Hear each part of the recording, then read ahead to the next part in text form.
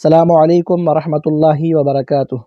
الحمد للہ رب العالمین والصلاة والسلام علی حبیبہ سید الاولین والآخرین سیدنا محمد وعلی آلہ واصحابہ اجمعین، اما بعد فاعوذ باللہ من الشیطان الرجیم، بسم اللہ الرحمن الرحیم۔ وعنہ قال قال رسول اللہ صلی اللہ علیہ وسلم لا یمسکن احدکم ذکرہ بیمینہ وہو یبول ولا یتمسح من الخلاء بیمینہ ولا یتنفس فی الاناء،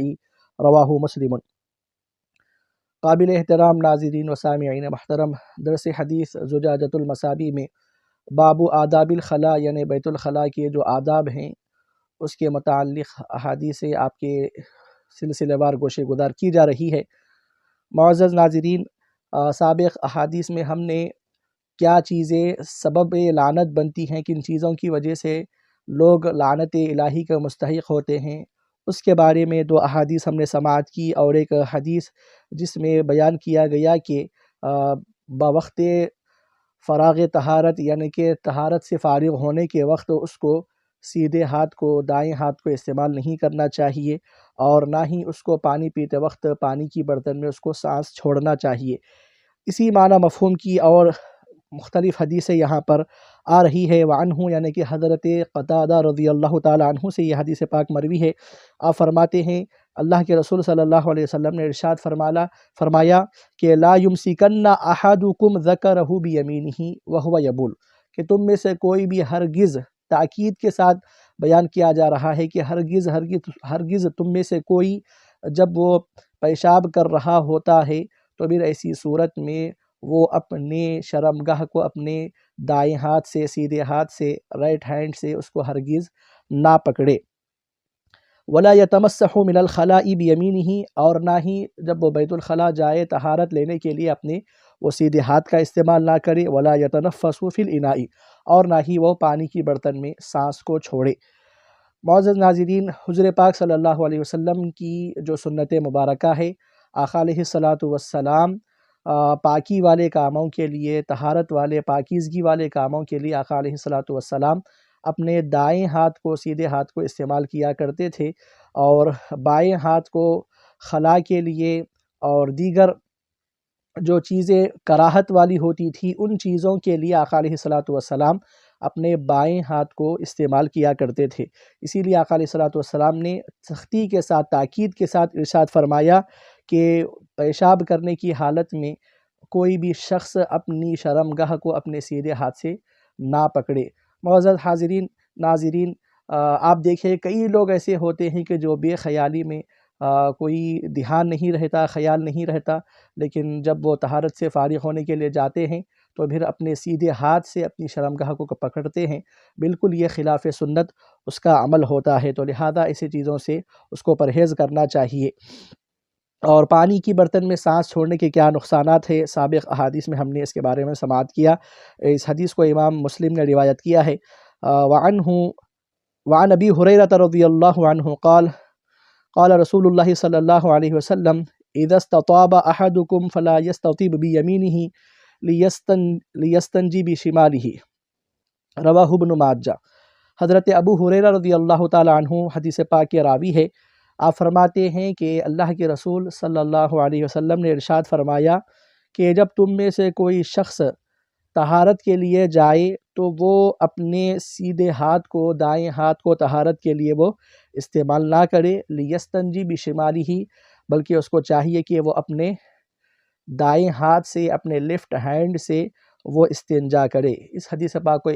امام ابن ماجہ نے روایت کیا ہے۔ معزز حاضرین، سیدھے ہاتھ کو برکت والے کاموں کے لیے، اچھے کاموں کے لیے استعمال کرنا، اور ناپسندیدگی والے کاموں کے لیے، استنجا کے لیے، طہارت سے فارغ ہونے کے لیے ان بائیں ہاتھ کا استعمال کرنا یہ آقا علیہ الصلاۃ والسلام کی سنت مبارکہ ہے۔ اور سیدھے ہاتھ سے کھانا، دائیں ہاتھ سے کھانا پینا، سلام کرنا، یہ سب آقا علیہ الصلاۃ والسلام کی سنت ہے۔ لیکن اس کے برخلاف دیکھیں، آقا علیہ الصلاۃ والسلام نے احادیث میں ارشاد فرمایا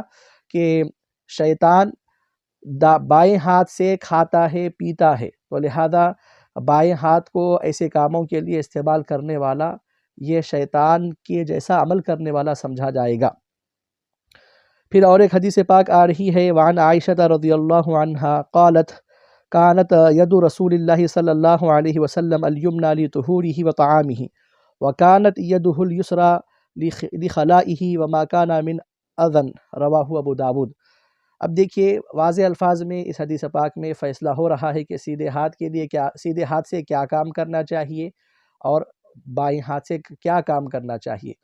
حضرت عائشہ صدیقہ رضی اللہ تعالی عنہ ام المؤمنین سے یہ حدیث پاک مروی ہے، فرماتی ہیں کہ آقا علیہ الصلوۃ والسلام کا جو دایاں ہاتھ تھا، جو سیدھا ہاتھ تھا، وہ طہور لطہور ہی یعنی پاکیزگی والے کاموں کے لیے، کھانا پینا، سلام کرنا اور خیر والی چیزوں کو پکڑنا، یہ سب پاکیزگی والے کاموں کے لیے آقا علیہ الصلوۃ والسلام اپنے سیدھے ہاتھ کا استعمال کیا کرتے تھے۔ وَكَانَتْ يَدُهُ الْيُسْرَىٰ لِخَلَائِهِ، اور آقا علیہ الصلوۃ والسلام کا جو بایاں ہاتھ ہے وہ خلا کے لیے یعنی کہ استنجا کے لیے ہوا کرتا تھا۔ عزیزان محترم دیکھیے واضح الفاظ میں اس میں ہم کو رہنمائی مل گئی۔ وَمَا كَانَ مِنْ أَذًا، اور اسی طرح جو کچھ بھی ناپسندیدگی والے کراہت والے کام جو بھی ہوتے تھے جس سے آدمی کو کراہت ہوتی ہے تو وہ ان کاموں کے لیے آقا علیہ الصلوۃ والسلام اپنے بائیں ہاتھ کو استعمال کیا کرتے تھے۔ عزیزان محترم کھانے پینے کے لیے سیدھے ہاتھ کا استعمال کرنا چاہیے۔ اگر کسی شخص کو عذر ہے، مثال کے طور پر کسی کا دایاں ہاتھ ہی نہیں ہے یا پھر کسی کا دایاں ہاتھ شل ہو گیا ہے، فالج اس کو لقوہ ہو گیا ہے، تو پھر ایسی صورت میں کوئی حرج نہیں ہے، اس کو اجازت ہے۔ لیکن آقا علیہ الصلوۃ والسلام نے ایک شخص کو دیکھا کہ جو اپنے بائیں ہاتھ سے کھا رہا تھا، لیفٹ ہینڈ سے کھا رہا تھا، تو آقا علیہ الصلوۃ والسلام نے اس کو منع فرمایا، لیکن اس شخص نے بغیر کسی عذر کے یہ کہا تکبراً کہ نہیں میں سیدھے ہاتھ سے نہیں کھا سکتا، دائیں ہاتھ سے میں نہیں کھا سکتا، تو آقا علیہ الصلوۃ والسلام نے کہا کہ تیرا جو دایاں ہاتھ ہے کبھی نہ اٹھے، بد دعا آقا علیہ الصلوۃ والسلام نے دی۔ تو پھر زندگی بھر وہ شخص اپنے سیدھے ہاتھ سے دائیں ہاتھ سے کھانے سے وہ محروم ہو گیا، اس کا دایاں ہاتھ اس کے منہ تک نہیں اٹھتا تھا، تو یہ بد دعا آقا علیہ الصلوۃ والسلام نے اس کو دی۔ تو معلوم ہوا کہ کس قدر آقا علیہ الصلوۃ والسلام کو سیدھے ہاتھ سے کھانا پسند تھا، پینا پسند تھا، اور بائیں ہاتھ سے آقا علیہ الصلوۃ والسلام نے ان چیزوں کو منع فرمایا۔ ہاں مگر عذر ہے تو پھر ایسی صورت میں شریعت نے اجازت دی ہے،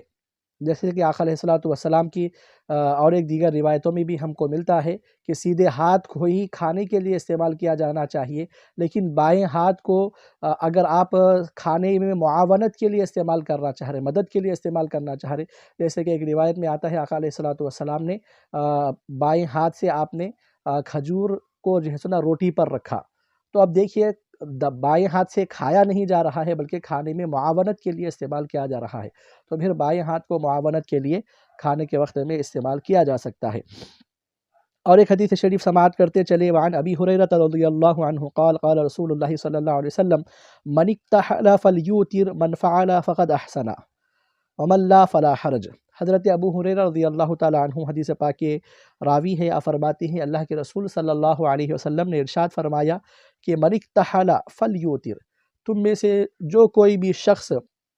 سرمہ لگائے۔ عزیزان محترم سرمہ لگانا یہ نبی مکرم صلی اللہ علیہ وسلم کی بہت پیاری سنت ہے کہ جس میں انسان کے لیے فائدہ ہی فائدہ ہے۔ اگر آپ نظر سے دیکھیں گے تو پھر انسان کی آنکھ کی روشنی تیز ہوتی ہے، اس کی آنکھ کی جو خشکی ہے وہ دور ہوتی ہے، انسان کی آنکھ میں انفیکشن سے اس کی حفاظت ہو جاتی ہے، اور اس کے سر درد میں اس کو افاقہ ہوتا ہے، اور اس کی آنکھ کو کئی اعتبار سے اس کی جو بھویں ہوتی ہے وہ مضبوط ہوتی ہے، وہ بھاری ہوتی ہے، وہ گھنی ہوتی ہے، کئی اعتبار سے آپ دیکھیے یہ سنت نبوی پر عمل کرنے کے انسان کو فائدے حاصل ہوتے ہیں، تو لہذا سنت بھی ہے اور انسانی صحت کے لیے اس میں فائدہ بھی ہے۔ تو آقا علیہ الصلوۃ والسلام کی یہ سنت آپ دیکھیے، لیکن آقا علیہ الصلوۃ والسلام جب بھی کوئی کام کرتے تو اس میں آپ طاق عدد کا آپ اس میں لحاظ رکھتے تھے، کیونکہ حدیث پاک میں ہے کہ ان اللہ وطر یحب الوطر، اللہ رب العزت وطر یعنی کہ یکتا ہے، طاق ہے، اور وہ طاق کو پسند کرتا ہے۔ تو لہذا ہم دیکھتے ہیں کہ بزرگان دین کی ہم کو یہی تعلیم ہے کہ وہ جو بھی کام کرتے چاہے کھانا پینا جو بھی کام وہ کرتے، ہر کام میں وہ طاق عدد کا لحاظ رکھتے، یہاں تک کہ کھانے کے جو نوالے ہوتے وہ بھی اس میں طاق عدد کا لحاظ رکھ کر کھایا کرتے۔ تو اس قدر آقا علیہ الصلوۃ والسلام کی اس حدیث پر ہم کو علماء نے صلاحہ نے عمل کر کے بتلایا۔ الغرض آقا علیہ الصلوۃ والسلام ارشاد فرما رہے ہیں، تم میں سے جو کوئی بھی شخص سرما لگائے تو چاہیے کہ وہ اس کو طاق عدد میں لگائے۔ من فعل فقد احسن، جس نے بھی ایسا کام کیا تو پھر تحقیق ہے اس نے مستحب پر عمل کیا، وہ اس کے لیے مستحب ہے۔ ومن لا فلا حرج، اور جو کوئی بھی شخص اگر طاق عدد پر عمل نہیں کرنا چاہتا، اس میں اس کے لیے کوئی حرج، کوئی مضائقہ اس کے لیے نہیں ہے۔ پھر اس کے بعد فرمایا گیا ومن استجمر فلیوتر ومن فعل فقد احسن ومن لا فلا حرج، اور جو کوئی بھی شخص بوقت طہارت اگر وہ ڈھیلوں کا استعمال کرتا ہے، حجر کا پتھر کا استعمال کرتا ہے، تو اس کو چاہیے کہ وہاں بھی 3 ڈھیلے، 5 ڈھیلے، 7 ڈھیلے، اس طرح وہ طاق عدد میں ڈھیلوں کا استعمال کرے۔ من فعل فقد احسن، جس نے بھی اس امر پر عمل کیا، اس کو مانا اور اس پر عمل کیا، تو تحقیق کیا اس نے مستحب پر عمل کیا۔ ومن لا فلا حرج، اور جس کسی نے بھی ایسا نہیں کیا اس پر کوئی مضائقہ نہیں ہے۔ ومن اکل فما تخلل فلیلفظ، اور جو کوئی بھی کھانا کھائے اور کھانا کھانے کے بعد دانتوں میں خلال کرے اور کوئی چیز اس کی دانت میں اٹکی ہوئی جب وہ نکل آئے باہر تو اس کو نگلنا نہیں چاہیے، بلکہ اس میں ہمارے لیے سنت نبوی میں یہ رہنمائی ملتی ہے کہ فلیلفظ، چاہیے کہ وہ اس کو پھینک دے، اس کو نگلنا نہیں ہے جو دانتوں میں اٹکی ہوئی جو چیز ہوا کرتی ہے۔ وما لاک بلسانک فلیبتلی، اور جو کچھ آپ کی زبان پر تھا کھانے کے بعد بچا ہوا تو پھر آپ اس کو نگل سکتے ہیں۔ من فعل فقد احسن ومن لا فلا حرج، اور جو کوئی بھی شخص اس پر عمل کیا تو اس نے اچھا کیا، مستحب پر عمل کیا، اور جس کسی نے نہیں کیا تو پھر اس پر کوئی حرج، مضائقہ نہیں ہے۔ پھر فرمایا گیا ومن اتی الغائط فلیستتر فان لم یجد الا ان تجمع کثیبا من رمل فلیستدبرہ، جو کوئی بھی شخص قضائے حاجت کے لیے آتا ہے تو پھر اس کو چاہیے کہ وہ پردے کا اہتمام کرے، پردہ کرے، کیونکہ جب بھی پردہ نہیں کیا جاتا تو پھر شیطان انسان کی شرمگاہ سے کھیلتا ہے، جیسے کہ آگے حدیث شریف میں آ رہا ہے۔ تو لہذا جو کوئی بھی شخص پردے کو نہ پائے تو پھر اس کو چاہیے کہ وہ ریت کا ایک ٹیلا بنائے، ریت جو ہوتی ہے ریت کا ایک بڑا ڈھیر بنایا جائے، جس کی وجہ سے اس کی جو پچھلی حصے کی جو شرمگاہ ہے اس کو جو ہے سنا وہ کور کر دے، اس کو وہ چھپا دے، اس کے لیے وہ ایک آڑ بن جائے۔ فلیستدبرہ، چاہیے کہ وہ اس سے وہ اپنی پیچھے والی شرمگاہ کو وہ اس کو چھپا لے۔ فإن الشیطان یلعب بمقاعد ابن آدم ومن فعل فقد احسن ومن لا فلا حرج، کیونکہ آقا علیہ الصلوۃ والسلام ارشاد فرماتے ہیں کیونکہ شیطان مقاعد بنی آدم سے، بنی آدم کے جو شرمگاہ ہے اگر اس کو وہ پردہ نہیں کرتا تو پھر وہ وسوسے ڈالتا ہے کہ وہ شرمگاہ کو دیکھے، شرمگاہ سے کھیلے، الغرض کئی جو ہے سنا وہ اس کے لیے وسوسے ڈالنے کا وہاں پر امکان ہے، تو لہذا اس کو دعا بھی پڑھنا چاہیے اور پردے کا پورا بالکل اہتمام کرنا چاہیے۔ بتلایا جا رہا ہے من فعل فقد احسن، جو کوئی بھی اس طرح کا عمل کیا تو پھر اس نے مستحب پر عمل کیا۔ ومن لا فلا حرج، اور جو کوئی بھی شخص اس طرح نہیں کرتا تو پھر اس پر کوئی مضائقہ نہیں ہے۔ امام ابو داؤد نے، ابن ماجہ اور دارمی نے روایت کیا ہے۔ اور ایک حضرت وعن سلمة بن قيس عن رسول الله صلى الله عليه وسلم قال إذا استجمرت فأوتر، رواہ النسائی، وقال فيه الرخصة في الاستطابة بحجر واحدہ۔ حضرت سلمہ بن قیس رضی اللہ تعالی عنہ سے اور ایک حدیث پاک یہاں پر مروی ہے جو اوپر جو گزری ہے اسی معنی مفہوم والی ہے۔ اللہ کے رسول صلی اللہ علیہ وسلم ارشاد فرماتے ہیں کہ جب تم میں سے کوئی